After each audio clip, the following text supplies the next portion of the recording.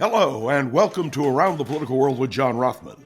I am your host, John Rothman.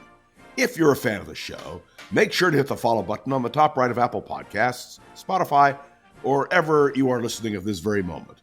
When you hit follow, leave a review or share an episode with a friend. It helps other people discover the show, keeps us going, and expands our base. Each morning when I sit down to record this podcast, I have to think seriously about what the issues are that I should address. This morning, I have chosen to address an issue so vast, so profound, that, it's critical. The day before yesterday, the former president of the United States of America, Donald J. Trump, accused the sitting president of the United States, Joe Biden, of attempting to have him killed during the raid on Mar-a-Lago. Now, the fact that it's completely untrue is an important point. And the fact that the media emphasized that this was a completely erroneous statement, except if you listen to Fox. And that's the thing that bothers me. There are Americans who actually believe that Joe Biden ordered the FBI to use lethal force when they went to Mar-a-Lago. Do facts matter? I used to say on the radio, don't confuse people with the facts. First of all, Donald Trump was 1,000 miles away from Mar-a-Lago on that day. Second of all, the warrant was a routine warrant which says that agents can use lethal force if necessary. Number three, the right-wing media seized on this and exploited it and used it. And not only did Donald Trump repeat it, members of Congress repeated it, and indeed, members of the right-wing media repeated it. And so what is untrue becomes, in the minds of some, true. I want to be crystal clear. Joe Biden did not order the assassination of Donald Trump. Donald Trump saying that should be, in my mind, among other issues, an automatic disqualifier from being the Republican nominee for president of the United States. The fact that Republicans in Congress are silent in the face of this kind of, one can only call it a lie, is astounding to me. I would even go so far as to say it's a smear against Joe Biden. Now, look, I don't mind if you disagree with Joe Biden's policies. That's legitimate. And I don't mind if you disagree with Donald Trump's policies. But I do mind when distortion and hate and vituperation are used and there is no repudiation by responsible political leaders. That's it. Pure and simple. And then yesterday, former President Trump held a political rally in the Bronx. His statements, which I listened to live, were so erroneous, so wrong, I couldn't even believe it. One claim that black unemployment sank to a new low during his administration is simply not true. Actually, Joe Biden gets that win. But don't you understand? Don't confuse people with the facts. What bothers me as someone who has had a reverence for the American presidency through good presidents and bad is Donald Trump's total disregard for the American presidency.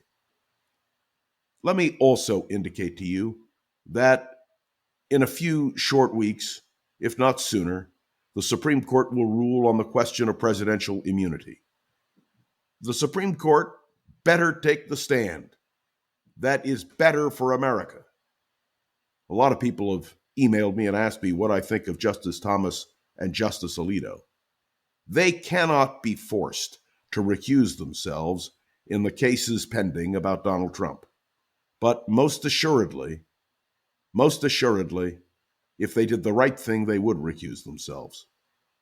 And if, when that decision comes down, and it will come down shortly, there are two members of the court who vote along Donald Trump's demand for absolute unity, those two will be Alito and Thomas. And I will be watching to see how they vote. And I hope you will too. I want to say a word about another international issue. As you may know, the International Court of Justice, which is the highest ranking court in the United Nations, has issued an order for Israel to cease and desist in its activities in Rafah and in Gaza in general. You know, I read the opinion and I wondered, where was the call for Hamas to stop firing rockets? Where was the call for the condemnation of Hamas for the atrocities committed when they invaded southern Israel? Where is the demand? It doesn't exist, ladies and gentlemen, and that's the hypocrisy. And now a different court, the International Criminal Court, which is threatening to indict Netanyahu and, by the way, some of the Hamas leadership. But it means nothing because the International Criminal Court's hypocrisy is so clear. What bothers me is there is hypocrisy in our politics. Now, maybe there's always been hypocrisy. Maybe it's just that I'm noticing it more today. But I can tell you this.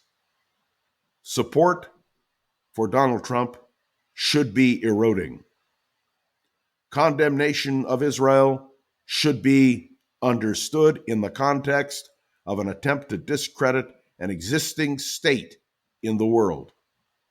The anti-Israel material, the anti-Zionist material, simply reinforces in my mind that since the Holocaust, it isn't fashionable to be anti-Jew. So now anti-Zionism is the mask for modern anti-Semitism and Jew hatred. I make these statements with some regret. I had hoped the world would mature, would grow, that, frankly, the United Nations and the various agencies of that august body would act in a more responsible way. The United Nations was founded here in San Francisco, and the highest ideals were applied to it at its founding. Unfortunately, on too many levels, the United Nations has failed to meet the expectations of its founders, and that is something we should all regret. And may I point out, the Republican Party has ceased to reflect the high ideals of its founders, and yes, its modern political leaders. I refuse to be discouraged. I believe we must strive for excellence, and where errors are made, we need to correct them. That's my take on it as we go into a holiday weekend. On this Memorial Day, I will remember those who have fallen in defense of freedom. And I hope that we all pause for a moment to do just that. Thanks for tuning into another episode of Around the Political World. Make sure to follow along and let me know your thoughts on the show by leaving a review on Apple Podcasts and sharing an episode with a friend or colleague so we can continue to grow and expand, which of course is our goal. You can follow me and interact with me on Facebook and LinkedIn.